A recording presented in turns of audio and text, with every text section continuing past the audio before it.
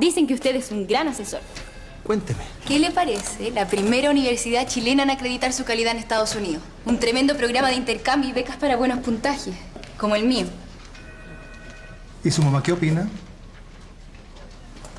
Ella confía en mi asesor. Y nosotros en ti, hija.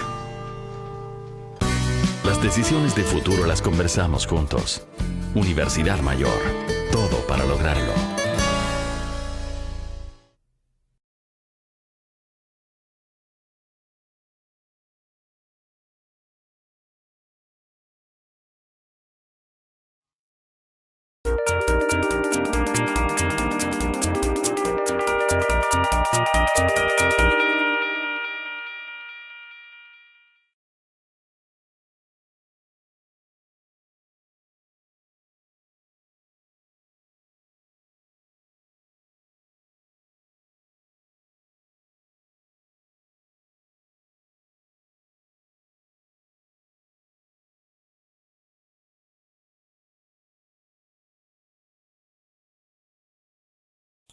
Y me acabo de dar cuenta que tenía el micrófono silenciado, así que voy a hacer que parto todo de nuevo. Hola chicos, bienvenidos a la séptima clase de biología del set de clases online que estamos haciendo.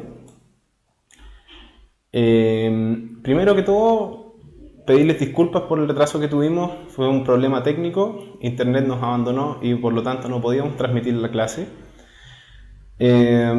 Para aquellos que realmente dijeron que se esforzaban mucho por llegar a la hora y yo siempre me atrasaba, les pido disculpas. A veces surgen eventos en el hospital donde yo estoy, que es el Hospital Barros Luco Trudó, que hay que atender, que hay que quedarse ayudando, y por eso a veces me retraso un poco. Les pido disculpas y voy a intentar que no suceda en las próximas clases. Vamos a ajustar un poco la ventana, que no se ve muy bien.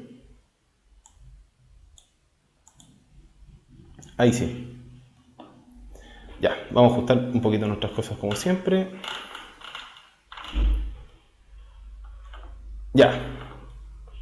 Entonces, como dice el título de la clase de hoy, vamos a hablar de aparato respiratorio y de excreción. Esta es una clase que puede resultar bastante sencilla, pero vamos a tratar de profundizar cosas bien importantes y vamos a hacer hartos ejercicios para poder ir ejercitando la dinámica de la comprensión del aparato respiratorio como tal. Y al final vamos a hablar de excreción, de los mecanismos de excreción principalmente, haciendo también un par de ejercicios. Esta clase me gustaría dedicársela a una persona muy especial. Quizás es a quien le debo la mayor parte del interés científico que yo heredé, y además es uno de los principales motivadores que tengo en esta carrera y también en muchos aspectos de la vida. Esa persona, no sé si alcanzará a ver esta clase, pero es el doctor Javier Mayol, quien es mi papá y es quien me ha inculcado la mayoría de los conocimientos científicos y el espíritu científico de querer siempre investigar muchas cosas. Así que un abrazo grande para él, y si ve esta clase, espero que no me mande muchas cabezas de pescado. Ya. Los puntos que vamos a abarcar hoy día, vamos a hablar del aire, aunque suene un punto que es más químico. Vamos a hablar de las partes anatómicas del aparato respiratorio, un poco de la fisiología respiratoria básica. Vamos a hablar de hematosis o intercambio gaseoso, el transporte de dióxido de carbono en la sangre, adaptaciones del aparato respiratorio y la respiración en otros organismos. Y al final vamos a hablar de mecanismos de excreción de sustancias. Principalmente vamos a hablar del riñón, los pulmones, el hígado y la piel. Vamos a hacer algo atípico. Les puse la siguiente pregunta y les voy a dar 5 minutos para que intenten contestarla, y después vamos a seguir con la clase. Y un ratito más vamos a ver cuál era la respuesta correcta. Vamos a sacar un poquito de esto para que se pueda leer completa. La pregunta dice: el siguiente gráfico muestra la variación de la curva de saturación de la hemoglobina, como pueden ver acá. Al respecto, ¿cuál o cuáles de los siguientes enunciados esos son correctos? 1. En los capilares pulmonares ocurre un desplazamiento a la izquierda. 2. En los capilares tisulares ocurre un desplazamiento a la derecha. 3. La intoxicación por monóxido de carbono produce un desplazamiento a la izquierda. Ahí tienen la combinación de las alternativas, y con eso pueden evaluar cuál de estas es la correcta y nos vemos en exactamente 3 minutos.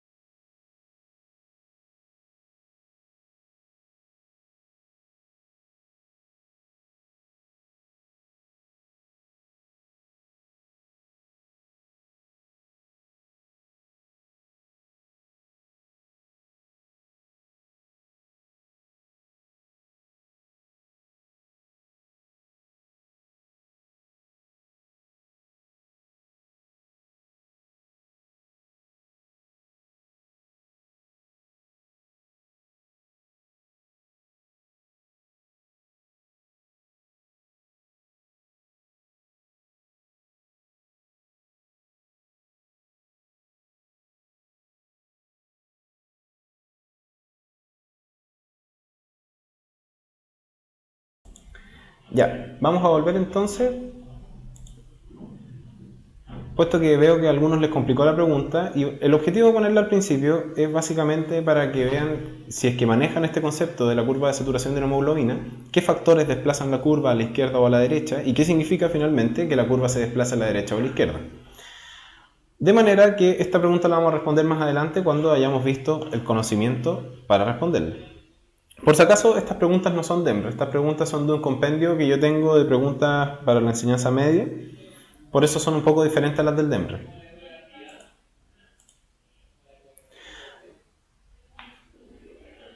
Entonces, vamos a hablar un poco del aire que respiramos.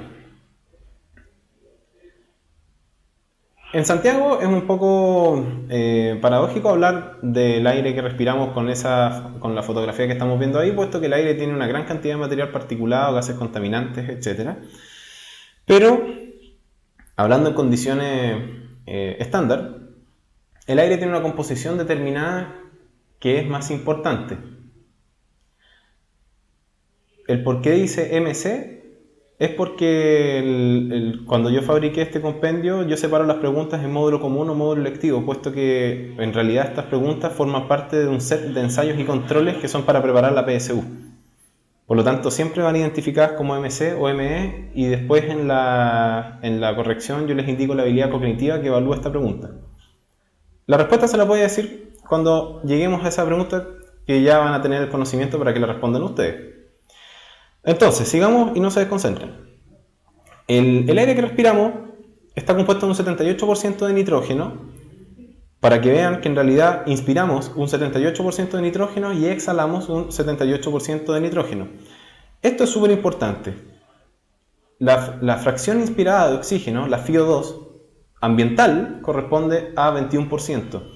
Este porcentaje puede variar dependiendo de la altitud que nos encontremos. Y eso es súper importante para lo que vamos a ver más adelante. Y el 1% del aire está compuesto por otro tipo de gases como argón, dióxido de carbono, vapor de agua, etc., que no tiene mayor importancia. Es importante destacar también que nosotros como organismos no tenemos la capacidad para fijar nitrógeno atmosférico. Por eso inspiramos el 78% y exhalamos el 78%. Aquí tienen una serie de imágenes que me gustaría que intentaran conectar entre sí. Vamos por parte. ¿Qué es lo que estamos viendo acá? Estas células.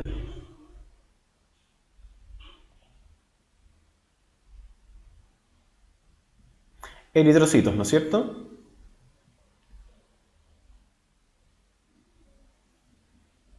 Estos son eritrocitos. Esto de acá, que está acá al lado, ¿qué se les ocurre que puede ser?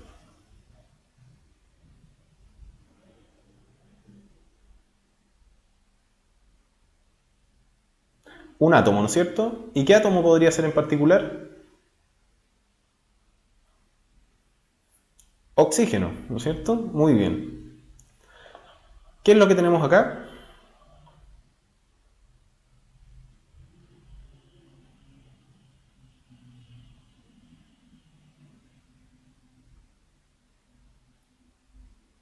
Exacto, muy bien, Nata Real. Esto es un grupo M, perteneciente a una proteína que se llama hemoglobina, que vamos a ver más adelante. ¿Qué es lo que ven acá? Lo vimos la clase pasada.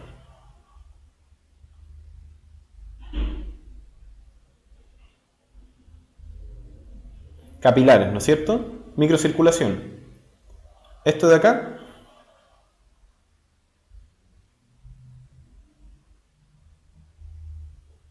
un riñón. Este es el corazón, que lo vimos la clase pasada. Estas son células. En particular es un tejido muscular, pero son células, eso es lo que me importa. ¿Y qué es esto que está acá?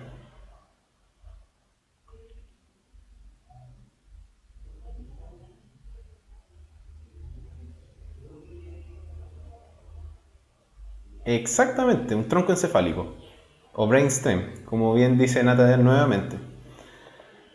Ahora, está bien que puedan saber que estos son eritrocitos, esto es oxígeno, esto es un grupo M, etc. Pero ¿cuál es la conexión entre todo esto?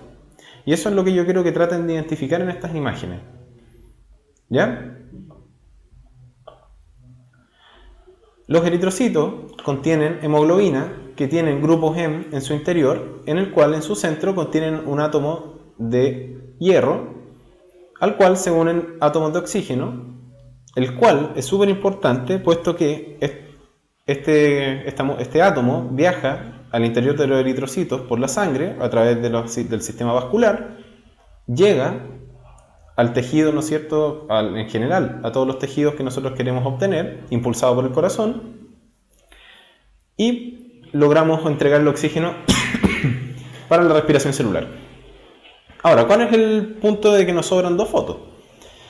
Recuerden que en la clase pasada dijimos que la eritropoiesis es gatillada por una hormona que secreta el riñón que se llama eritropoyetina, y en el tronco encefálico se encuentran los núcleos que controlan el ritmo de la ventilación. Por lo tanto, es bastante importante, no es importante sabérselos, pero es importante que sepan que en el tronco encefálico se encuentran los núcleos que controlan el ritmo, la profundidad y distintos reflejos de la respiración.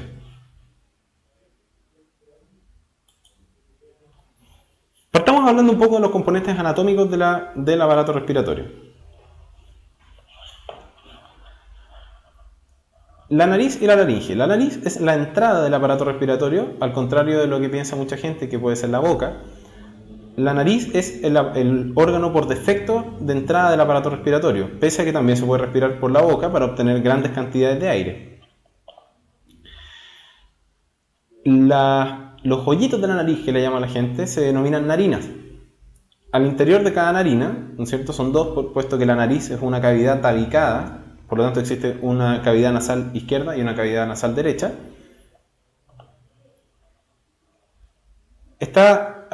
Al interior de cada narina, existe una fosa nasal, y si se fijan, la cavidad nasal está recubierta de una mucosa.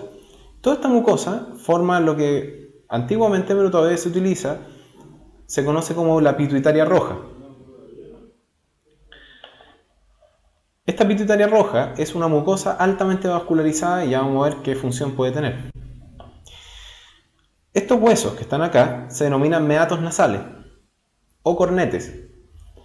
Y lo importante es que aquí drenan, si se fijan en estos hoyitos, los senos paranasales. En la parte de arriba de la cavidad nasal, es decir, en el piso de la fosa anterior del neurocráneo, que es donde se alberga parte del lóbulo frontal, gran parte del lóbulo frontal en realidad, vamos a encontrar una serie de prolongaciones nerviosas que se conoce como la pituitaria amarilla, que es lo que provee el sentido del olfato. Esta pituitaria roja que habíamos hablado antes tiene como función humectar el aire y además tiene como función entibiar el aire. La idea es que el aire que ingresa al aparato respiratorio entre aproximadamente a 37 grados. Por otra parte, la nariz tiene la forma que tiene y tiene estas prolongaciones óseas por una razón determinada. Esto se conoce, la nariz en todo su complejo, como un filtro de impacto inercial. Esto significa que las partículas que entren en el aire que estamos inspirando, por la inercia que traen, quedan impactadas en la mucosa y por consecuencia del barrido ciliar que tiene toda esta región, por el epitelio que tiene, se barren y se unen con el mucus que está drenando desde los senos paranasales para que no entren esas partículas al aparato respiratorio inferior. Entonces lo importante de la nariz es que entibia el aire, humecta el aire, provee el sentido del olfato en la pituitaria amarilla y además actúa como un filtro de impacto inercial, evitando que muchas partículas que vienen en el aire, entre ellas bacterias, hongos, etc., puedan ingresar al tracto respiratorio inferior.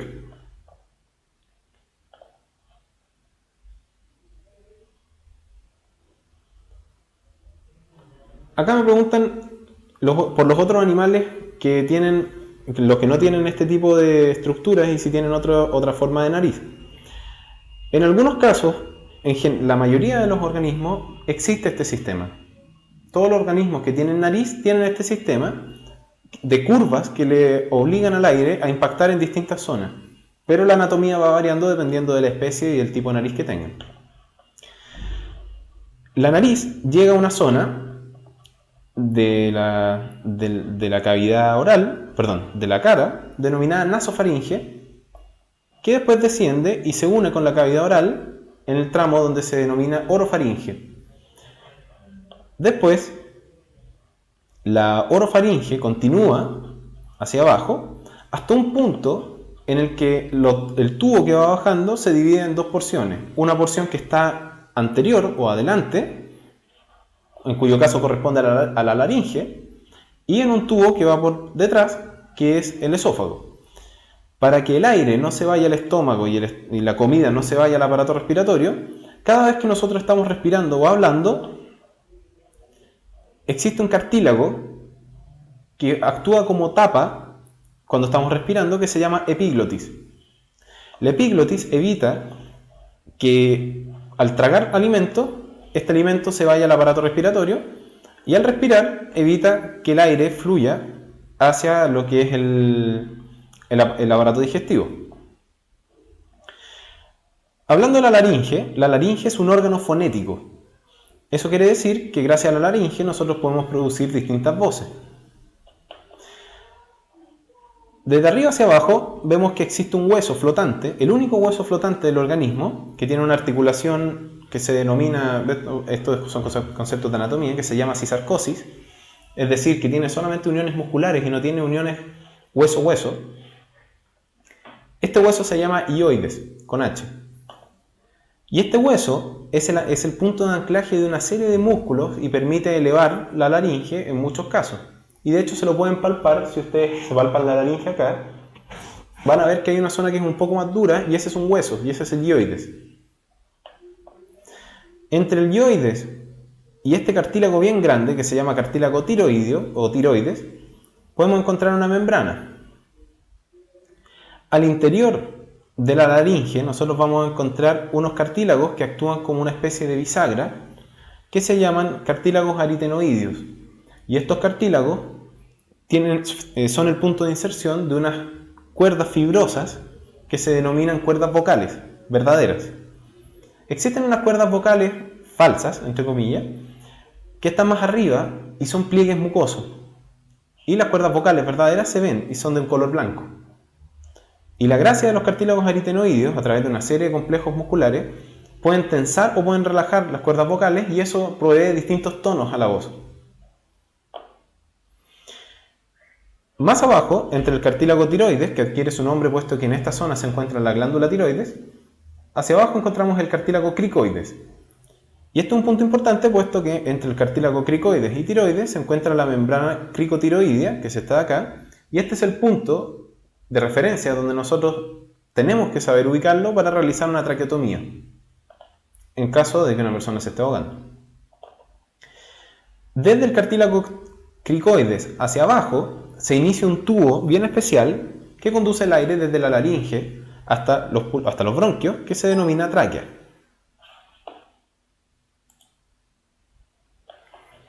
Y la tráquea, un corte transversal de la tráquea, es lo que ven acá. Es un tubo, ¿no es cierto?, compuesto por una mucosa, una submucosa que posee glándulas y un anillo semicircular de cartílago,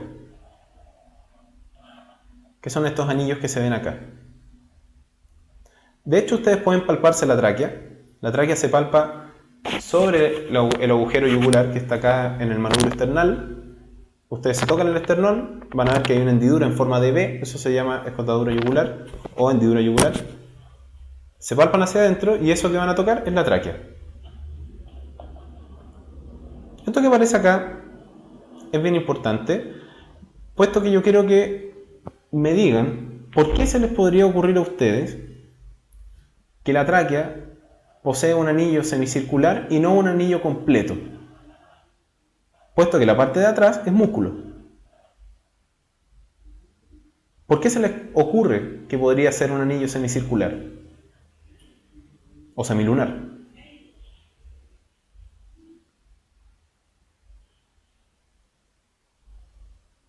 ¿Para el movimiento de qué? Me dicen por el chat. La tráquea no tiene movimientos peristálticos, a diferencia del tubo digestivo.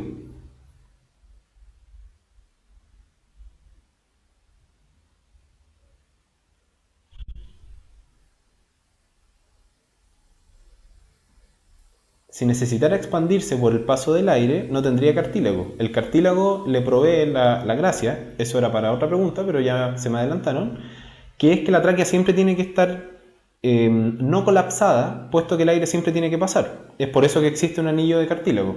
Pero mi pregunta es, si yo necesito mantener la tráquea abierta, podría emplear un anillo de cartílago en vez de un anillo semilunar o semicircular. ¿Por qué se les ocurre? Manejo de presiones.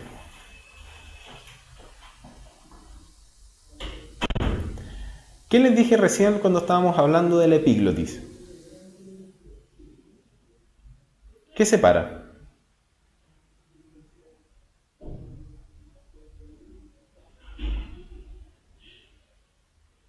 Para cerrar el paso, ¿no es cierto? Nosotros dijimos que cuando estamos hablando, el aire pasa y la epiglotis está abierta, y cuando tragamos algo, la epiglotis se cierra y pasa por el esófago. El esófago está atrás. Por lo tanto, ¿se imaginan si nosotros tuviéramos un anillo semicircular y el esófago está atrás. Y el esófago, recuerden que era un tubo muscular, por lo tanto se encuentra colapsado la mayor parte del tiempo. Por lo tanto, si nosotros tuviéramos un anillo de cartílago completo, sería imposible que el esófago se distienda hacia el interior de la tráquea cuando tragamos el bolo alimenticio. Por lo tanto, quedaría atascado acá. Y la función del aparato digestivo sería totalmente tórpida. ¿Se dan cuenta lo inteligente que es la naturaleza? Esa era la idea, esa era la respuesta a la pregunta. Por otro lado, vemos esta fotografía que es el epitelio de la tráquea, que es bien importante, puesto que este es un epitelio. ¿Recuerdan cómo se llama? Lo dije en la clase de organización tisular.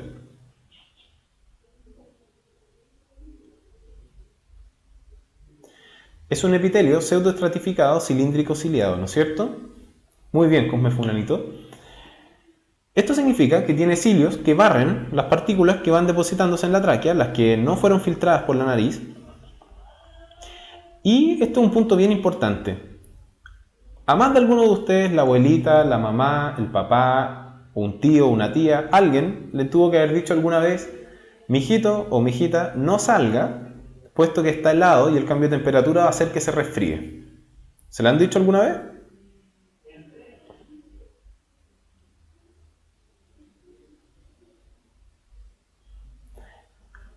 Eso tiene una razón de ser bien importante. No es que en la verdad nuestras abuelas hayan heredado conocimiento de la motilidad ciliar de un epitelio traqueal, pero asociaron que las personas se enferman más del aparato respiratorio cuando se exponen a los cambios de temperatura. Cuando los cilios cambian de temperatura, mejor dicho, cuando el aire inspirado sufre una diferencia de temperatura muy grande, los cilios se paralizan. Y ese fenómeno se llama ciliostasis. Y la ciliostasis hace que las partículas, que pueden ser bacterias o cualquier cosa, que normalmente se barren hacia la orofaringe para ser deglutidas, se queden ahí. Y si una bacteria se queda en un lugar donde no debería estar, ocurre una infección. Lo más probable es que ocurra una infección. Es por eso que tiene cierta razón de ser. ¿Ya?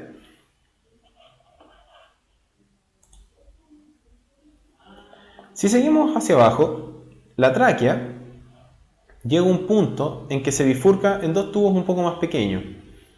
Este ángulo que está acá se llama carina.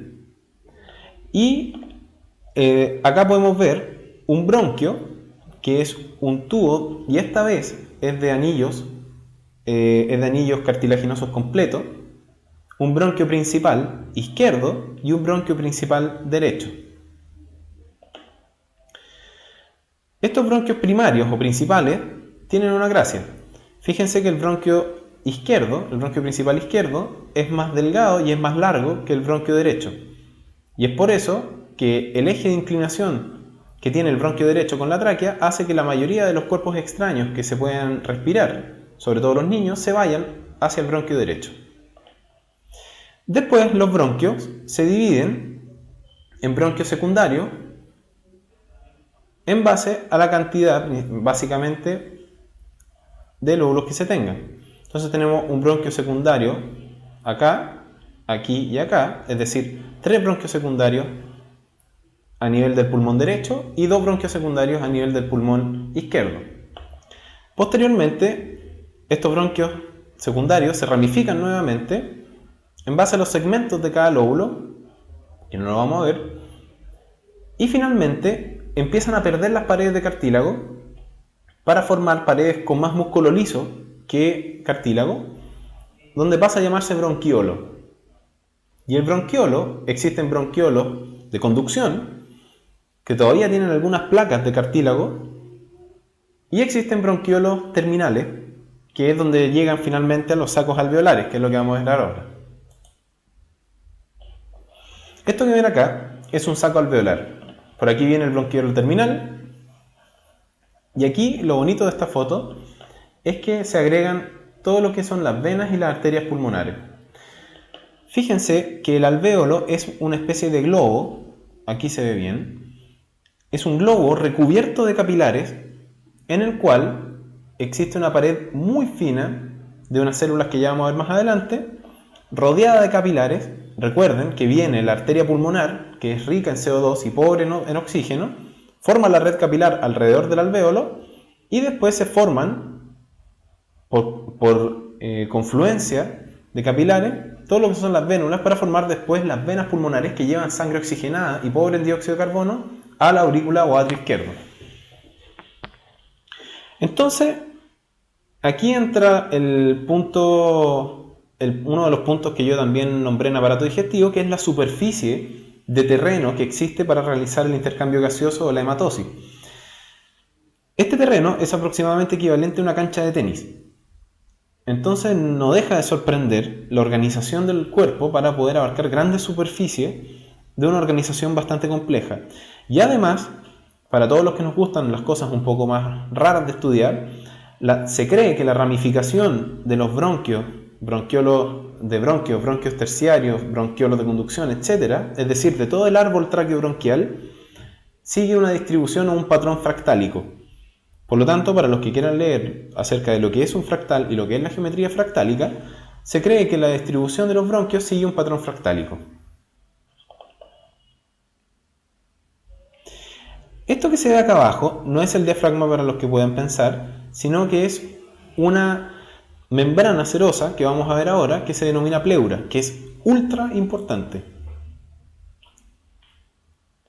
Entonces, pasando ya a ver los órganos in situ, acá vemos un tórax al cual se le ha sacado la parte delantera. Aquí pueden ver la laringe, el cartílago tiroideo, esta es la glándula tiroides, esa es la tráquea, y acá está la proyección de los bronquios, ¿no es cierto? Y estos son los pulmones como tal, y pueden ver que el pulmón está dentro de una especie de saco que aquí está puesto de color grisáceo, que se llama pleura. Y existe una pleura visceral que está pegada al pulmón y una pleura parietal que está pegada al tórax.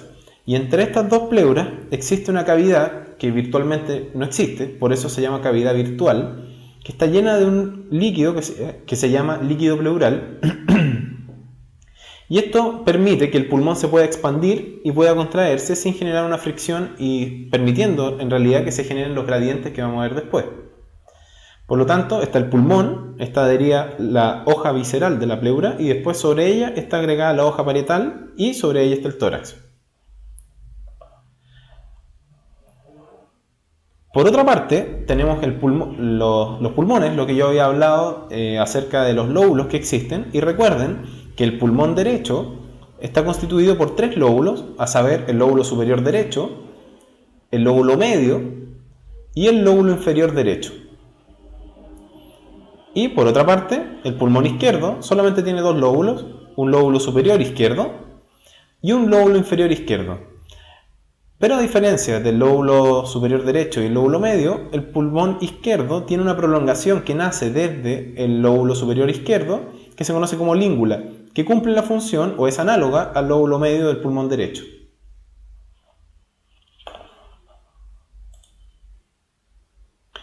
Esto es súper fácil y me interesa un punto bien en particular.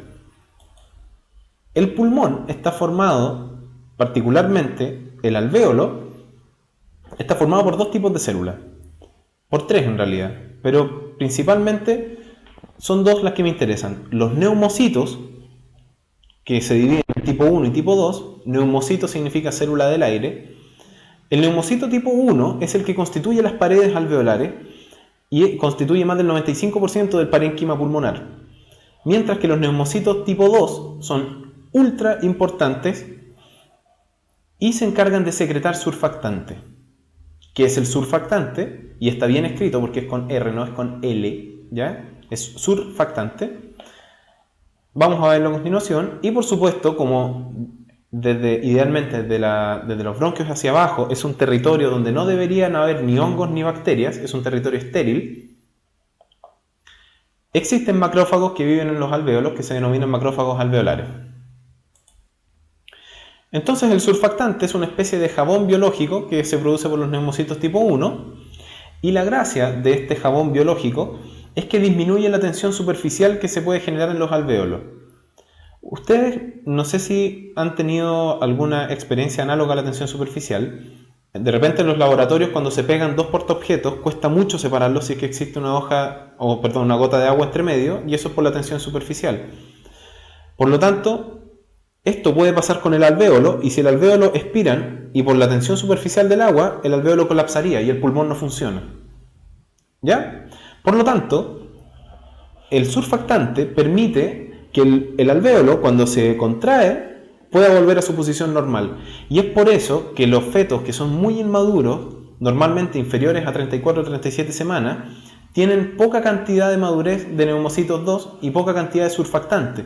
Por lo tanto, si tienen poca cantidad de surfactante, la función pulmonar de estos fetos va a ser mucho menor y por lo tanto pueden morir o pueden sufrir graves consecuencias a causa de la poca función que tienen sus pulmones a nivel de la hematosis.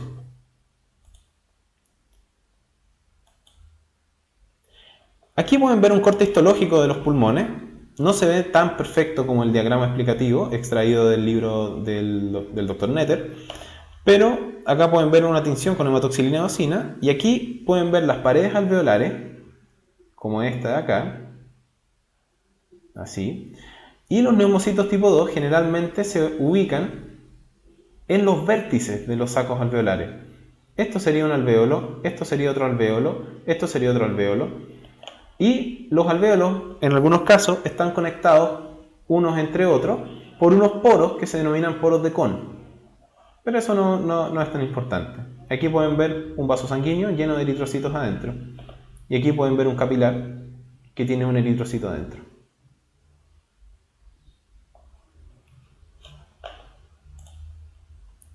Entonces vamos a pasar a algo entretenido, algo que probablemente ustedes, ojalá se los hayan enseñado y si no, lo van a aprender hoy día. No es algo difícil, pero le va a dar un poco más de toque a lo que es el aparato respiratorio, puesto que cuando a mí me lo enseñaron en el colegio, la verdad lo encontré bastante fome. Lo encontré fácil y no lo encontré mayoritariamente complicado. Después en la universidad la sufrí mucho, puesto que en realidad la complejidad del aparato respiratorio es sorprendente. Y lo que voy a intentar ahora demostrarles son algunas cosas que son interesantes de analizar dentro de la dinámica del aparato respiratorio, puesto que este le da el toque funcional que muchas veces se saltan en el colegio y con esto se entiende cómo realmente funciona el aparato respiratorio. ¿Ya?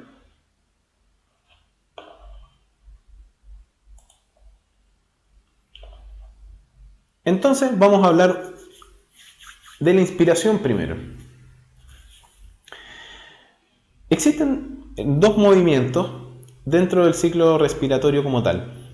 La inspiración, que es el ingreso de aire a los pulmones, por consiguiente a los alvéolos, y existe otra parte del ciclo respiratorio que es la expiración, en el cual el aire sale de la cavidad torácica. La gracia de estos dos ciclos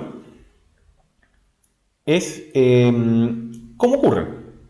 O sea, probablemente ustedes les tienen que haber mostrado el experimento de cortarle la parte de abajo de una botella, le colocan un globo, otro globo en la punta, tiran del globo y así imitan el tórax y el juego de presiones que se hace. Eso es bastante bueno y eso refleja en parte lo que está escrito acá.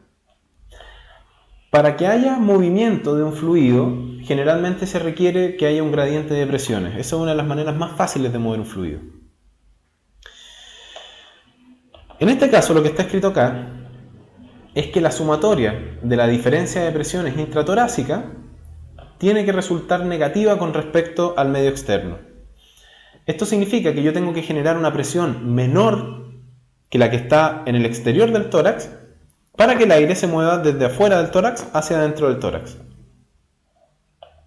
La pregunta es, ¿cómo genero una presión negativa, entre comillas, dentro del tórax? Para ello hay que entender la estructura del tórax. El tórax es una jaula verdaderamente compuesta por costillas, ¿no es cierto?, la columna vertebral por detrás y el piso que está recubierto por un músculo que es el diafragma. En su interior se encuentran, ¿no es cierto?, los pulmones, el corazón, los grandes vasos y algunas glándulas. ¿Ya?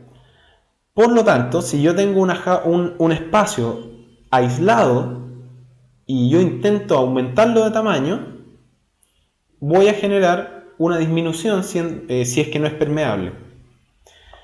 ¿Cómo genero un aumento del tamaño de la caja torácica? Me gustaría que en este momento boten el aire que ustedes tienen en los pulmones, así. Y ahora tomemos aire todos juntos y van a ver que el tórax aumenta su diámetro antero-posterior, eso significa de adelante hacia atrás, se eleva y eso permite que se aumente el volumen de la cavidad torácica de cierta manera. Pero este es un movimiento activo, requiere la contracción muscular de diversos músculos. Estos músculos son los músculos intercostales, que participan elevando las costillas. El diafragma se contrae y cuando el diafragma se contrae, que tiene una forma pasiva, así, se coloca así. Con esto la caja torácica aumenta de volumen y puedo generar una presión negativa. Ahora, hasta ahí yo estoy en el nivel del colegio. Esto es lo que se enseña en el colegio. Pero ¿cuál es la verdad de las cosas? La verdad de las cosas es que no existe una presión intratorácica, sino que es una suma de presiones que siente el tórax. Estas presiones son muchas, pero las que a mí me importa que manejen son la presión transpleural, la presión alveolar y la presión de retracción elástica pulmonar. Estas tres presiones interactúan entre sí para generar una presión que siente el alvéolo y según esa presión alveolar, que es la que está acá, va a depender si el aire entra al alvéolo o sale del alvéolo. ¿Cómo se juega esto? Tienen que poner mucha atención porque vamos a hacer unos ejercicios con esto después. Aquí pueden ver distintos esquemas y vamos a ir uno por uno. En condición estática, para entender estos diagramas, significa esto de acá es la pleura. Recuerden que la pleura recubría todo el tórax. Por lo tanto, esta es la entrada al tórax, esta es la tráquea, entre comillas. Después, por todas las ramificaciones, ¿no es cierto?, llega al alvéolo. Este es un mono simplificado del aparato respiratorio, donde tenemos la presión en la boca y tenemos el alvéolo. La pleura, cuando se expande el tórax, recuerden que la pleura, la capa parietal de la pleura, está adherida al tórax. Por lo tanto, la pleura parietal es la que se expande. Pero la pleura parietal está unida a la pleura visceral. Y la pleura visceral está unida al pulmón. Por lo tanto, lo que yo genero es una presión negativa sobre las paredes del alvéolo. Es como que yo tuviera un alvéolo así y yo lo tiro hacia afuera. ¿Ya? Entonces, si se fijan, esta presión transpleural generalmente siempre va a ser negativa, puesto que al expandir el tórax es como que yo estuviera pegándole un chupón a lo que es la pleura. Pero esto no es todo. Yo puedo expandir el alvéolo, tirar de las paredes de afuera para que el alvéolo se expanda. Pero el alvéolo, como tal, también le va a imponer un poco de resistencia en contra. Esta resistencia en contra es por la elastina que tiene el tejido conectivo del pulmón. Y esa presión se llama presión de retracción elástica pulmonar. Por lo tanto, si yo sumo la presión transpleural y la presión de retracción elástica pulmonar, voy a obtener la presión alveolar. Visto en este mono, tenemos la presión pleural de menos 5, una presión de retracción elástica alveolar que es positiva de 5, y si yo sumo de menos 5 y 5, obtengo una presión alveolar de 0. Y eso significa que es la misma presión que yo tengo en boca, por lo tanto el aire no se mueve. Pónganme atención, chiquillos, ¿ya? Cuando yo quiero meter aire al tórax, ya dijimos que tenemos que generar presiones negativas. Por lo tanto, tengo que obtener una presión alveolar negativa. Y esta presión alveolar negativa se obtiene haciendo más negativa la presión pleural o transpleural. ¿Ya? Por lo tanto, si yo expando el tórax, la presión que siente la cavidad pleural se hace más negativa todavía porque estoy expandiendo las pleuras. Y al sumarla a la retracción elástica, voy a obtener, si se fijan, es 5 y esta vez la presión pleural aumentó a menos 8 desde menos 5. Por lo tanto, la presión alveolar me queda negativa con respecto a la de la boca. Eso significa que el aire va a ingresar al alvéolo. Y en expiración, como el tórax aplasta, entre comillas, la cavidad pleural, la presión pleural se hace mucho más positiva y la presión de retracción alveolar sigue siendo la misma. Por lo tanto, esta vez la presión alveolar es positiva. Y si es positiva con respecto al medio externo, el aire va a salir. Esa es la dinámica de cómo funciona un alvéolo. Esto les recomiendo que lo vean en YouTube cuando esta clase quede subida, puesto que requiere un poco de digestión para poder entenderlo fácilmente. Pero en términos simples, la presión transpleural es la presión que se siente entre las dos capas de la pleura, y como yo expando el tórax y las dos pleuras están virtualmente unidas, se hace más negativa. Al yo hacer más negativa la presión transpleural, le gano a la tendencia al alvéolo a contraerse, que es la presión de retracción elástica pulmonar o alveolar. Por lo tanto, si me da negativa la suma, el aire va a tender a entrar. Por el contrario, si me da positiva la suma, el aire va a tender a salir.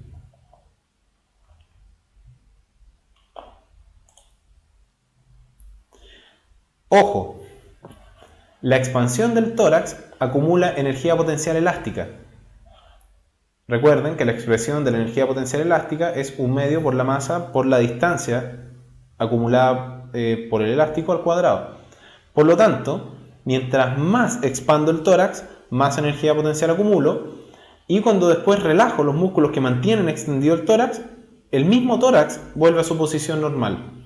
Por lo tanto, la expiración normal se realiza sin gasto de energía, con un trabajo neto igual 0. Eso es importante.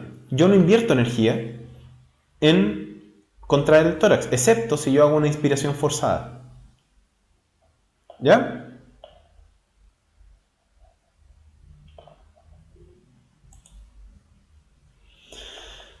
Lo mismo que habíamos dicho anteriormente, para yo poder botar el aire, la sumatoria de presiones intratorácicas tienen que ser positivas, y esto se logra al relajar la musculatura, tanto el diafragma como los músculos intercostales. Las costillas van a bajar, la caja torácica va a disminuir el volumen y el aire va a salir. ¿Ya?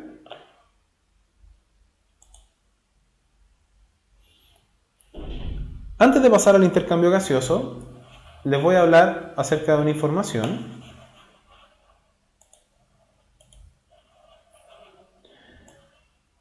Si tu decisión de futuro va de la mano con la biología, entra al sitio web umayor.cl y conoce las carreras que la Universidad Mayor tiene en el área de la salud en sus diferentes facultades. Sigue tu vocación en un lugar donde tienes todo para lograrlo.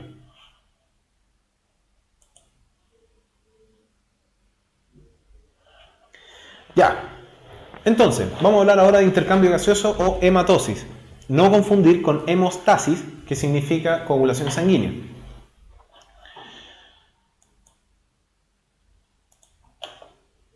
Entonces, para hablar de intercambio gaseoso, nosotros tenemos que entender sí o sí la hemoglobina.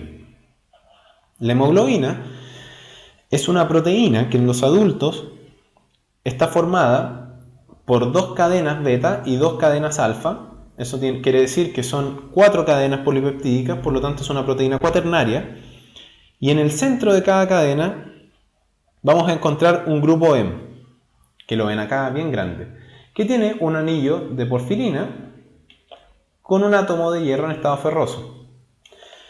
Esto es bien importante, puesto que aquí se va a unir el oxígeno y después se va a liberar. Y aquí se va a transportar dióxido de carbono y también se va a liberar. Y también se va a unir el monóxido de carbono. Por lo tanto, la hemoglobina actúa como un transportador.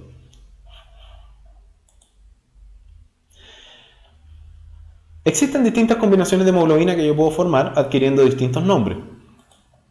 Cuando yo junto hemoglobina con oxígeno, que es la manera tradicional de transportar oxígeno, puesto que el oxígeno es muy poco soluble en agua, estamos hablando de oxihemoglobina. Cuando transportamos dióxido de carbono unido a hemoglobina, nosotros hablamos de carbaminohemoglobina. Y cuando hablamos de hemoglobina unido a monóxido de carbono, hablamos de carboxihemoglobina. No confundir carboxihemoglobina con carbaminohemoglobina, eso es súper importante.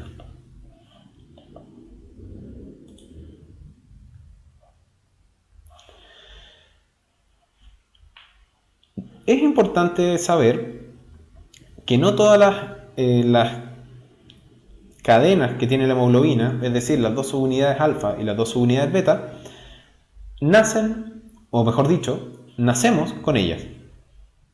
Sino que la hemoglobina sufre una serie de transiciones dependiendo de las necesidades oxémicas que pudiese tener el organismo. Este gráfico representa las transiciones de las cadenas en diferentes estadios de la vida. Aquí estamos dentro de la guatita de la mamá. Si se fijan, al momento en la embriogénesis, es decir, desde hasta los 3 meses aproximadamente, existen unas cadenas de hemoglobina que se llaman épsilon, que no las vamos a profundizar.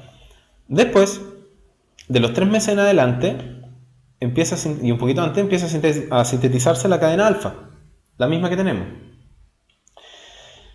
Pónganme atención en esto también. Y aquí existe una hemoglobina muy importante, que son las cadenas gamma. Y estas perduran hasta el nacimiento. Esto significa que la hemoglobina, que está formada por 2 cadenas alfa y 2 cadenas gamma, recibe un nombre que se llama hemoglobina fetal o hemoglobina F. La hemoglobina fetal es más afín al oxígeno que la hemoglobina del adulto. Y eso es porque el feto, como lo vamos a ver en desarrollo fetal, tiene una circulación en la cual la sangre es mixta. Por lo tanto, tiene menos oxígeno que lo que debería tener, porque se mezcla la sangre venosa con la sangre arterial en el territorio general o sistémico. Y es por eso que la hemoglobina que tuviera que tener el feto tiene que tener más capacidad para poder agarrar la hemoglobina. Después no me pregunten si no entienden, puesto que estoy viendo en el chat que están hablando cualquier cabeza de pescado. ¿Ya? Después del nacimiento comienza la síntesis de las cadenas beta y hay una transición a la formación de la hemoglobina del adulto, puesto que el feto cuando nace adquiere las características circulatorias de un ser humano adulto.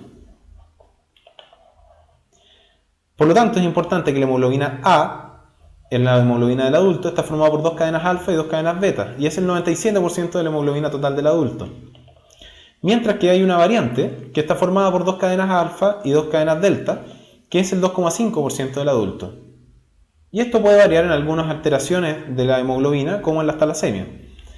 La fetal, ya la hablamos, y la hemoglobina S, y esta sí que es importante, y apréndansela, está formada por 2 cadenas alfa y 2 cadenas S. Y las cadenas S es característica de una mutación en las cadenas beta y es la hemoglobina característica de la anemia de células falciformes, que tiende a formar fibra y tiende a deformar el eritrocito en forma de os.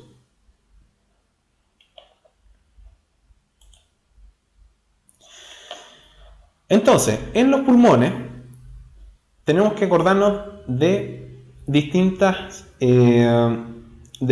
características. En los capilares, la presión parcial de oxígeno es menor que la que existe en el alvéolo y la de CO2 es mayor que la que existe en los alvéolos. Por lo tanto, el oxígeno va a tender a difundir desde el alvéolo hacia la hemoglobina y el CO2 va a tender a difundir desde los capilares hacia el alvéolo. Por lo tanto, básicamente se tienen que cumplir estas funciones que están acá. Este es un diagrama que muestra un concepto denominado barrera. Es un concepto que muestra una barrera o una barra, una zona que tiene que recorrer las moléculas de dióxido de carbono y de oxígeno para que vean lo importante que es. Esto se llama barrera alvéolo capilar. Y lo importante es que está formado por el neumocito 1 que ya vimos, una matriz extracelular y la célula endotelial que es del capilar.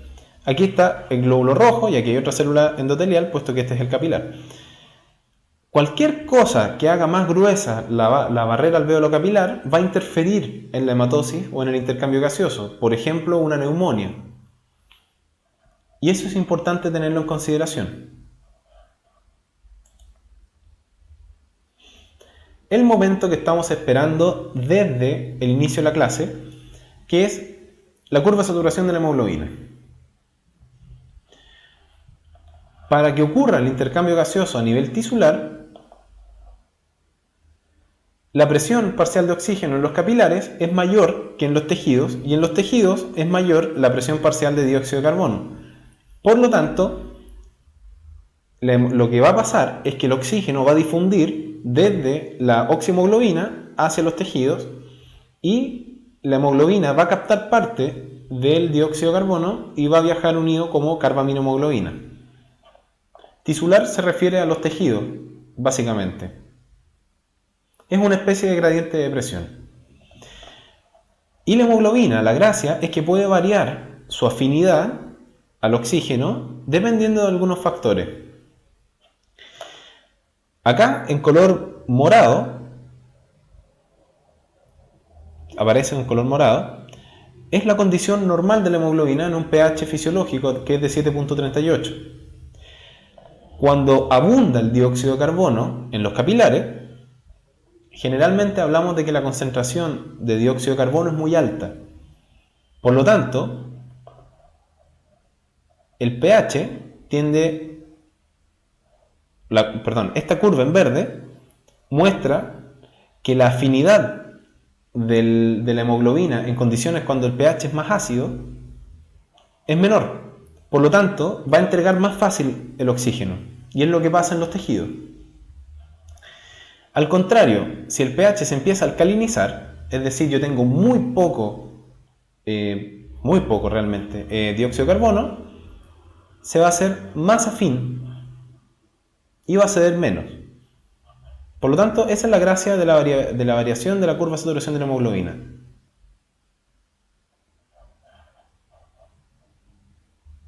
Lo importante es que se aprendan los cuadraditos que están acá arriba.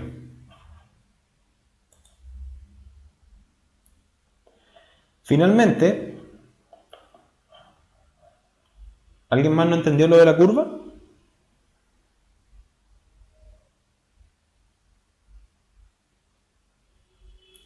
Ya, vamos a repetirlo.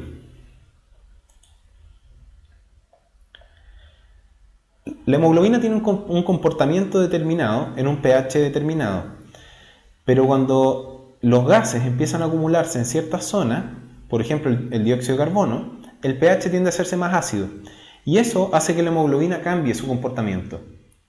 Por lo tanto, la hemoglobina, si se fijan, lo que vemos en este eje del gráfico es la presión parcial de oxígeno y acá vemos la saturación de la hemoglobina, que lo podemos interpretar como una especie de afinidad. Si se fijan, en 80 milímetros de mercurio vemos que encontramos que todas las curvas convergen acá, pero aquí, que es donde está la diferencia, nos fijamos en cosas bien importantes. Cuando el pH es más ácido, la gracia es que abunda, teóricamente, más dióxido de carbono. Al haber más dióxido de carbono, yo necesito entregar oxígeno, puesto que interpreto como hemoglobina que esa zona no tiene suficiente oxígeno. Al contrario, si es que yo detecto que en realidad el pH es muy alcalino, significa que probablemente no tengo mucho dióxido de carbono y ese tejido no necesita oxígeno. Por lo tanto, no le voy a entregar el oxígeno. Por lo tanto, la curva de saturación de la hemoglobina generalmente se desplaza a la derecha y se desplaza a la izquierda dependiendo del territorio donde se encuentre. De esa manera, en los territorios pulmonares, por ejemplo, antes de intercambiar el gas, como abunda el dióxido de carbono, en un principio podría interpretarse como que puede entregar el oxígeno. Sin embargo, estamos en una condición especial, puesto que existe un gradiente de presión muy alto entre el oxígeno y el dióxido de carbono, mientras que en los tejidos se aplica muy fácil esta situación. Ahora, el comportamiento de la hemoglobina generalmente sigue un patrón determinado, que es este de acá. Y hay distintos elementos, no solamente el pH, que pueden modificar esta curva de saturación, como por ejemplo la unión a monóxido de carbono que desplaza la curva hacia la izquierda. Por lo tanto, se hace más afín al oxígeno y la entrega más difícil. Acá vemos que la hemoglobina tiene una curva de saturación que mientras menos presión de oxígeno hay, menos saturado quiere estar. Y la mioglobina, que es una prima de la hemoglobina, que tiene una sola subunidad y que habita en el músculo, necesita presiones casi nulas de oxígeno para que pueda entregar el oxígeno que tiene. Por lo tanto, es una reserva de oxígeno. Y cuando hay un ejercicio intenso, se utiliza el oxígeno que queda en la mioglobina. Y ese es el fenómeno, entre comillas, que se llama deuda de oxígeno.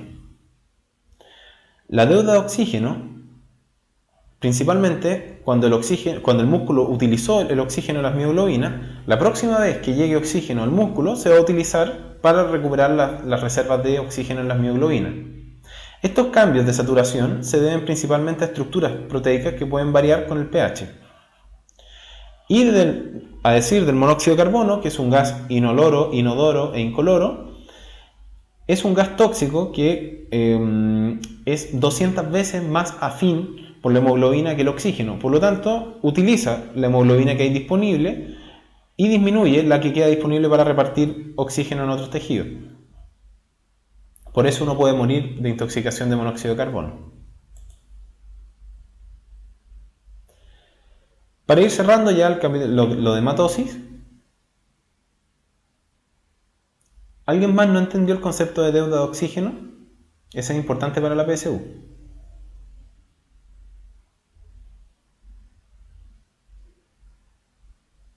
A ver, se lo voy a explicar de nuevo. La hemoglobina está hecha para transportar. Por lo tanto, va a entregar el oxígeno y va a captar el dióxido de carbono en las necesidades que se requieren.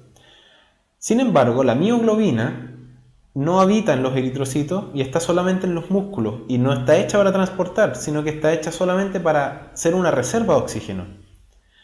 Por lo tanto, cuando el músculo está bajo un trabajo intenso y necesita oxígeno para sintetizar ATP, utiliza el oxígeno que tienen las mioglobinas, puesto que utiliza todo el oxígeno que hay disponible, y la mioglobina, para que entregue el oxígeno, para lograr una saturación muy baja, eso significa que casi no tiene afinidad por él y lo entrega, son presiones de oxígeno casi anóxicas, eso quiere decir que no hay oxígeno.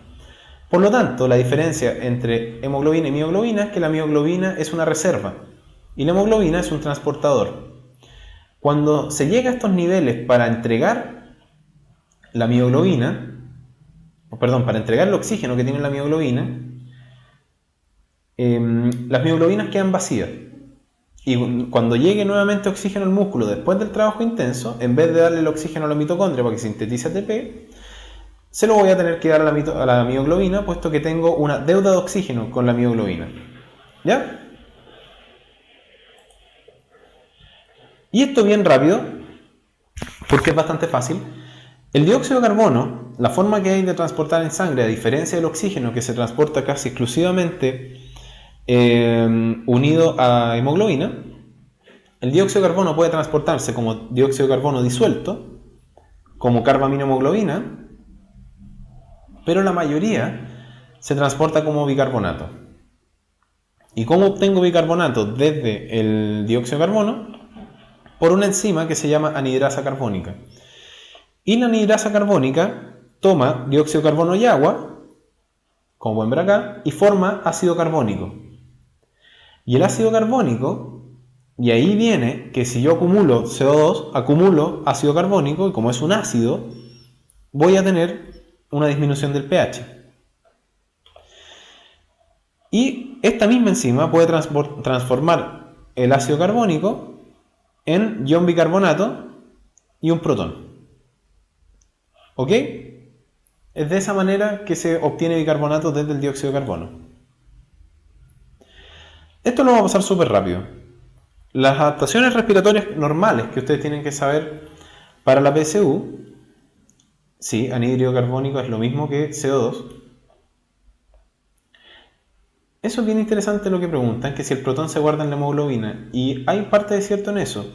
Este protón que se forma generalmente puede unirse a la hemoglobina y viajar con ella, o neutralizarse bajo diversos bufferes que pueden existir en la sangre, pero generalmente no altera el pH.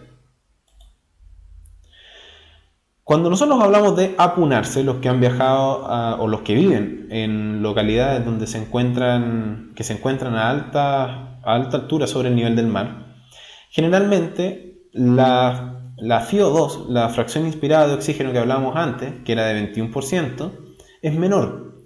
Al ser menor, el cuerpo no puede captar suficiente oxígeno con la cantidad de eritrocitos que tiene, y por lo tanto muchas personas que se apunan se marean, se desmayan y la pasan bastante mal. Por lo tanto, ¿qué requiere una persona que se apuna? Bueno, si está como este piloto y hay ambulancia, por supuesto que le dan oxígeno. Pero, ¿cómo se adapta el organismo? Cuando el organismo detecta una disminución del oxígeno en sangre, que se llama hipoxemia, o una disminución de la oxemia, esto va a ser sensado directamente en el riñón, y el riñón va a aumentar la secreción de eritropoyetina. Y si yo aumento la secreción de eritropoyetina, va a aumentar el número de eritrocitos circulantes. Por lo tanto, va a haber una condición temporal de policitemia, y esto me asegura que voy a tener más hemoglobina y más eritrocitos circulando para captar el poco oxígeno que estoy respirando. Poco entre comillas, no es que estemos respirando porcentajes incompatibles con la vida. Por lo tanto, es bien interesante este mecanismo, y esto sí lo preguntan en la PSU, de hecho salió un año. Y una sola diapo acerca de la respiración en otras especies.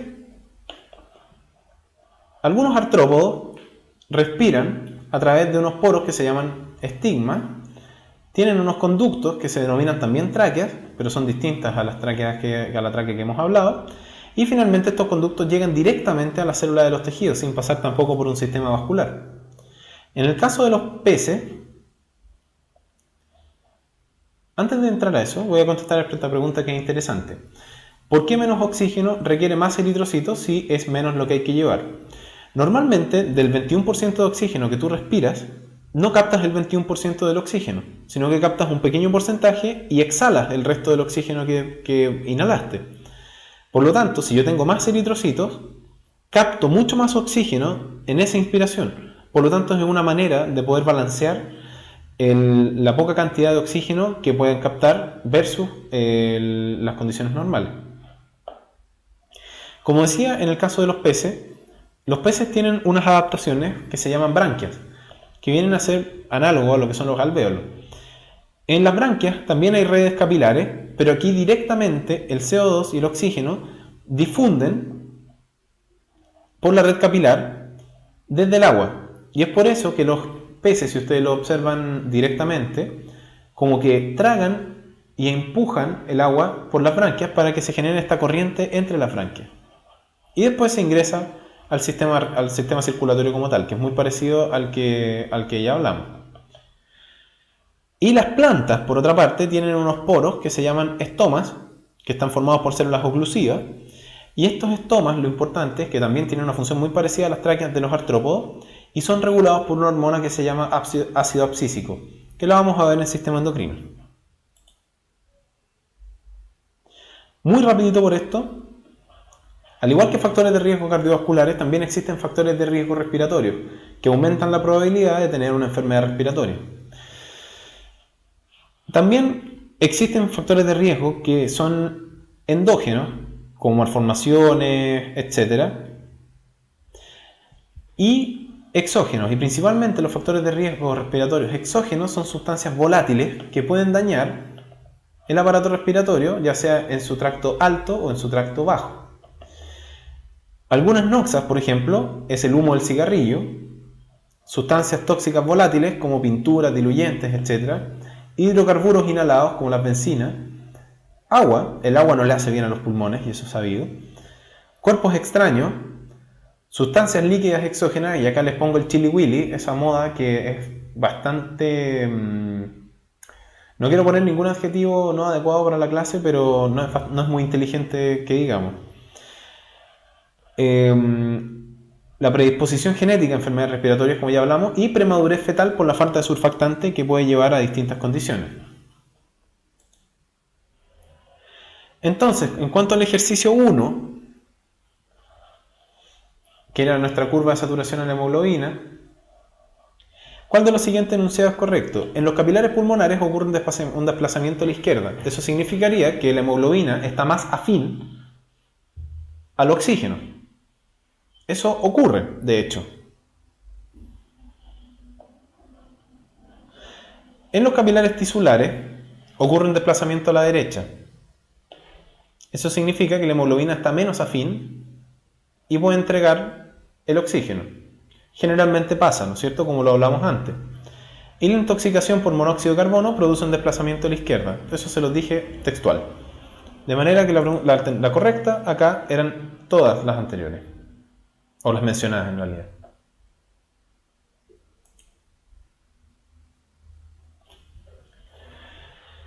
Otro ejercicio.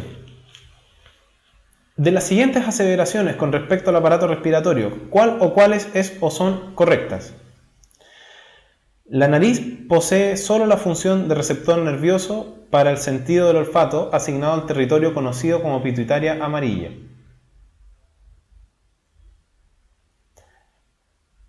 Eso no es correcto, puesto que la nariz tiene muchas más funciones que el sentido del olfato. Esa es una de ellas. 2. Dice, el cambio de temperatura del aire inspirado no tiene relación con el movimiento ciliar de la tráquea. También lo dijimos, el cambio brusco de temperatura del aire inspirado produce ciliostasis.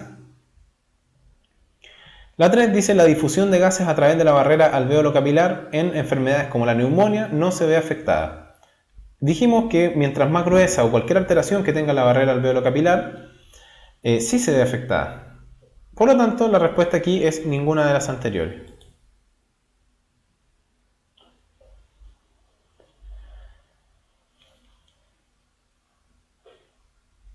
Por una cosa de tiempo, yo creo que vamos a terminar acá. Vamos a hacer la pregunta de desafío. Antes de irnos a la pregunta de desafío, les voy a dar otra información importante.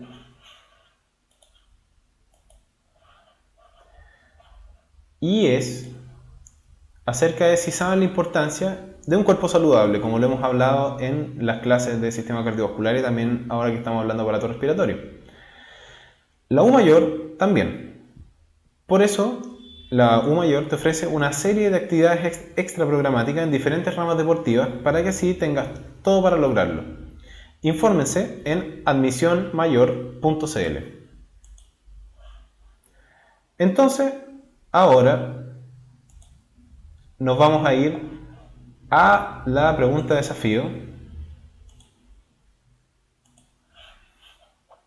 Y en este caso, les traje una pregunta de desafío doble.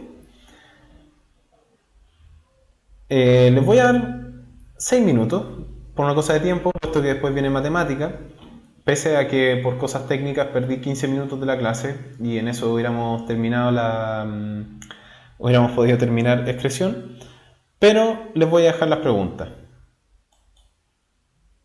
La primera es, se determina mediante estudios que en una fase del ciclo respiratorio la presión de retracción elástica alveolar es de 5 milímetros de mercurio. La presión transpleural es de menos 8 milímetros de mercurio. Teniendo una presión de flujo en boca de 0 milímetros de mercurio, ¿cuál es el valor de la presión alveolar y qué sucederá con el aire? Ahí tienen las alternativas. Y la segunda es lo mismo, pero en la presión de retracción elástica alveolar es de 6 milímetros de mercurio. La presión transpleural es de menos 4 milímetros de mercurio. Por lo tanto, díganme qué sucederá, como dicen las alternativas, y nos vemos exactamente a las 6:19. Así que nos vemos.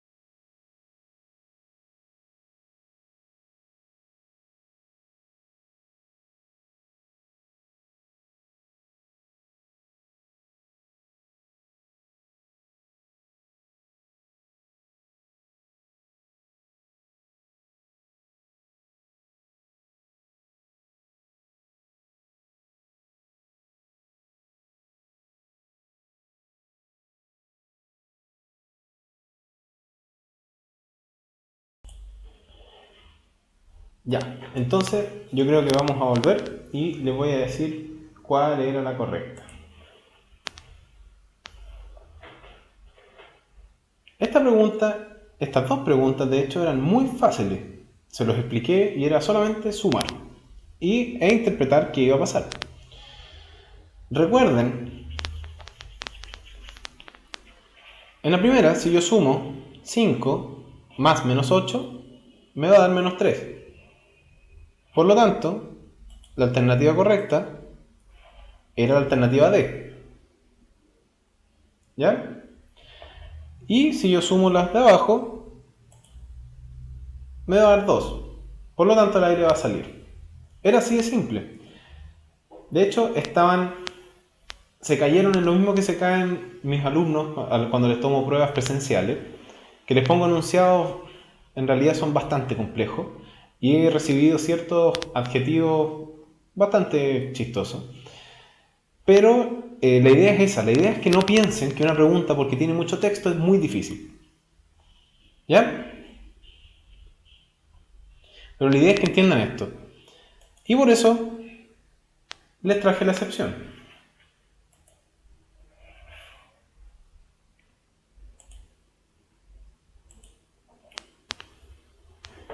Les leo una pregunta muy parecida. Se determina mediante estudios que en una fase del ciclo expiratorio la presión de retracción elástica alveolar es de 5 milímetros de mercurio. La presión transpleural es de 0 milímetros de mercurio. Teniendo una presión de flujo en boca de 0, ¿cuál es el valor de la presión alveolar? ¿Qué sucederá con la cavidad pleural en los pulmones? ¿Cuál es el contexto para que se dé esta situación? No sé si se dieron cuenta, pero en este caso, si suman, les da 5. Eso significa que sería una expiración. Y eso es una de las cosas que a mí en realidad no me gustan, puesto que se estarían tomando las cosas literales. Piensen en el contexto de lo que significa cada valor. ¿Qué significa que la presión pleural sea 0? ¿O qué significa que la presión pleural sea la misma que la presión ambiental?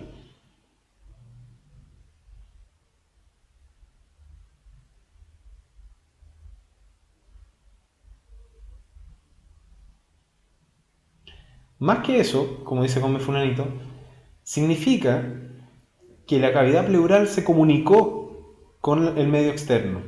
Por lo tanto, se igualaron las presiones. Y si se igualaron las presiones, lo único que va a pasar cuando yo trate de generar una presión negativa dentro del tórax es lo que aparece acá. La respuesta correcta era menos 5 milímetros de mercurio. Y como la cavidad pleural se abre, significa que se va a llenar de aire. Y como se llena de aire la cavidad pleural, no entra aire a los pulmones. Por lo tanto, el pulmón colapsa. Y eso, mis queridos alumnos, o amigos en realidad, se llama neumotórax. Entonces, cada vez que ustedes hablen o escuchen hablar del neumotórax, nosotros nos referimos a la presencia de aire en la cavidad pleural, que echa a perder todo lo que les he explicado acerca de la presión transpleural, la presión alveolar. ¿Ya? Para que vean que esto tiene excepciones.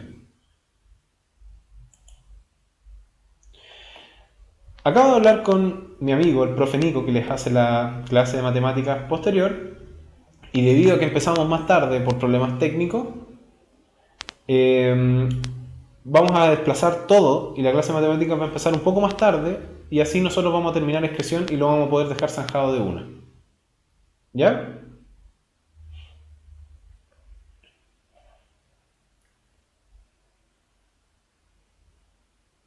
Para Yayori, en realidad eso se debe a que recuerda que si la presión pleural es 0, la presión de retracción alveolar generalmente va siempre hacia adentro. Por lo tanto, no es un juego matemático, sino que es un juego de comprender el concepto. La presión pleural siempre va a ser negativa puesto que está hacia afuera. Y algo que va en contra de una presión negativa va a ser positiva. Pero no es que en este contexto sea positiva también y sea 5. ¿Ya?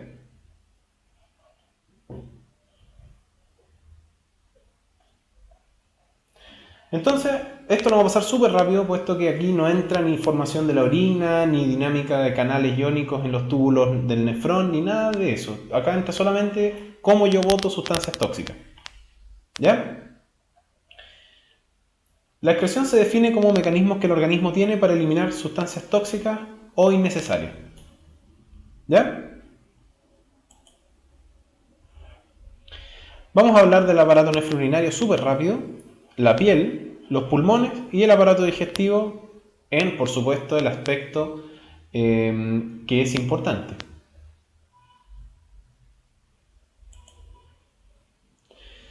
Los riñones son órganos lobulados, generalmente tienen 3 lóbulos, son pequeños, son como de este porte, más o menos, como 10-12 centímetros, que se encuentran ubicados en la parte alta del abdomen y atrás.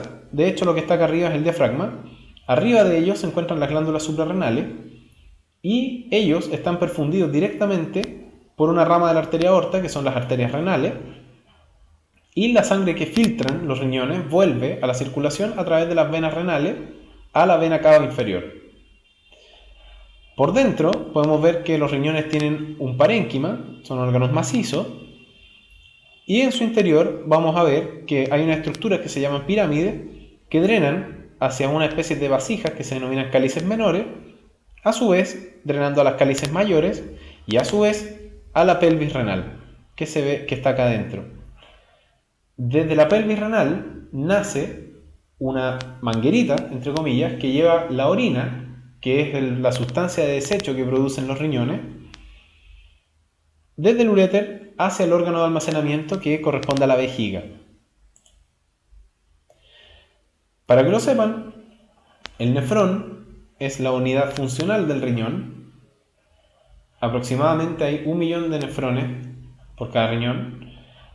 Y esto algunos autores también le llaman nefrona, es igual de válido, formado por un glomérulo, que es un ovillo de capilares, también por una arteriola que llega aferente y otra que va, que es la eferente, y la arteriola eferente se transforma en todos los capilares peritubulares del nefrón. Y finalmente, después de estos capilares peritubulares, se forma la vena renal. El inicio del nefrón, del sistema tubular, corresponde a la cápsula de Bowman, que es donde se separa el plasma, que viene de acá, algunas proteínas, como la albúmina, que no cruzan, y las sustancias aquí cruzan libremente. Después viene el túbulo proximal, o túbulo contorneado proximal. Después viene el asa de Henle descendente, el asa de Henle ascendente, el tramo grueso del asa de Henle, el túbulo distal, o túbulo contorneado distal, y el tubo colector, o conducto colector. Lo importante de saber el nivel de módulo común de esto, que lo vamos a ver de todas maneras, es que la glucosa se filtra el 100% y se reabsorbe el 100% en el túbulo proximal. Es decir, no se debe excretar nada. Y cuando se excreta, se llama glucosuria, y eso es característico de un estado hiperglicémico o de una diabetes mal controlada. Conceptos básicos de la formación de la orina. La primera etapa es la filtración, que ocurre aquí, que ya lo hablamos, que es la separación del plasma de la sangre, y que los elementos figurados se quedan acá adentro, algunas proteínas, y aquí comienza a formarse la orina. Luego ocurre reabsorción en algunos segmentos, en el cual algunas sustancias que son útiles para el organismo pasan desde los túbulos hacia el interior, y a su vez puede ocurrir secreción, en el cual algunas sustancias que están en la sangre se secretan a los túbulos más allá de lo que fue la filtración. Eso es suficiente con la formación de la orina de lo que tienen que saber. Y en cuanto a los uréteres, bueno, los uréteres ya dijimos que eran estas mangueritas que conectan los riñones o la pelvis renal de cada riñón con la vejiga que está acá en el interior de la pelvis. Y esta es la vejiga, es un órgano principalmente muscular, formado por un músculo que se llama músculo detrusor, el cual almacena la orina y tiene una serie de esfínteres, uno controlado por el sistema nervioso somático y otro por el autónomo, y cuando se distiende hay un reflejo que se denomina reflejo miccional y es cuando dan ganas de hacer pipí.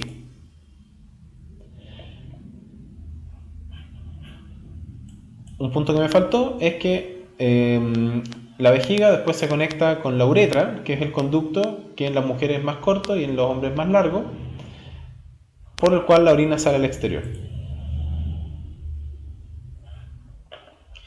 La piel es también el órgano más grande del cuerpo y tiene glándulas en su interior que producen sudor. Y el sudor es otro de los mecanismos para excretar distintas sustancias, como de repente el exceso de iones o algunas otras cosas. Principalmente eso. Tienen que ser hidrosolubles, esa es la característica de las sustancias que se excretan por la piel. Y en cuanto a los pulmones, la sustancia más conocida y más abundante que excretan los pulmones, que la acabamos de ver, es CO2, pero también algunos alcoholes, por ejemplo, como el alcohol etílico o la intoxicación por metanol, también se eliminan por los pulmones, puesto que las características para eliminar cosas a través de los pulmones es que tienen que ser sustancias volátiles. Y es por eso que aparece la foto del carabinero realizando un alcotest a un conductor determinado. Y finalmente el aparato digestivo, el rol excretor que tiene, básicamente es que el hígado transforma todas las sustancias que nosotros consumimos, por ejemplo los fármacos, a través de un complejo molecular que se llama citocromo P450, que eso no es importante, y todo lo que el hígado transforma y metaboliza, como por ejemplo los eritrocitos, la hemoglobina, el alcohol etílico, distintas sustancias, colorantes, preservantes, fármacos, hormonas, etc., se deposita en los conductos biliares y en la vesícula biliar, donde después la bilis llega al intestino delgado y posteriormente se mezcla con las excretas. Y las excretas también son otro mecanismo de excreción, puesto que son alimentos que no fueron ni absorbidos ni incorporados a la circulación. En resumen, el CO2 se produce en la respiración celular y se elimina por la expiración en el aparato respiratorio. El agua, ¿no es cierto?, se produce en la respiración celular y si nos sobra, por ejemplo, nosotros tomamos mucha agua al día, la vamos a eliminar por la transpiración, en la orina y también en la excreta. La bilirrubina y biliverdina provienen de la degradación de la hemoglobina y se eliminan por la bilis. El ion amonio, o el amoníaco como tal, o los productos derivados que están más abajo, vienen en el caso de los peces, invertebrados, viene del metabolismo de proteína y se elimina por la orina, y en el caso de los peces y vertebrados superiores, proviene del metabolismo de proteínas también, que en el caso de la urea, ácido úrico y amoníaco. El etanol y los fármacos son de consumo personal y se eliminan, en el caso del etanol, por los pulmones, la bilis y la orina, y en el caso de los fármacos, por la bilis y por las excretas. Esta es otra de las preguntas de regalo que les traje. La vamos a hacer en conjunto por efecto del tiempo. A la pregunta que realizan en mayúscula, ya hablamos que no usáramos mayúsculas en el chat.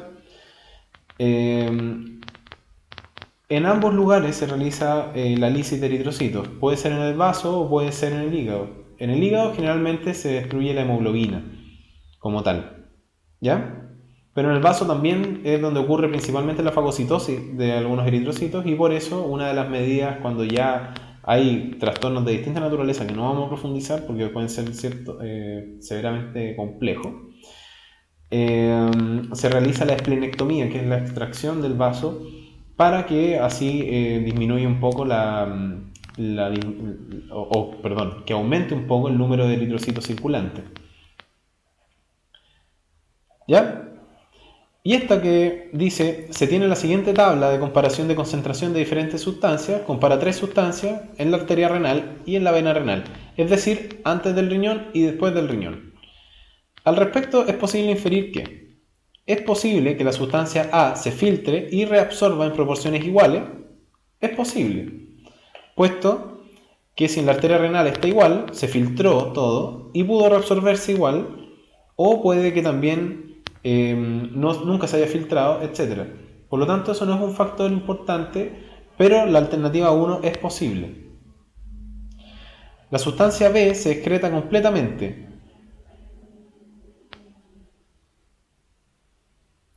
Claramente que no, puesto que en realidad hay mayor concentración en la vena renal que en la arteria renal. Si se excretara completamente sería menor. Y en cuanto a la sustancia C, se filtra y se secrete sin reabsorberse. Puede ser, puesto que la concentración es mucho menor en la vena renal que en la arteria renal. Por lo tanto, la alternativa C es la correcta, 1 y 3.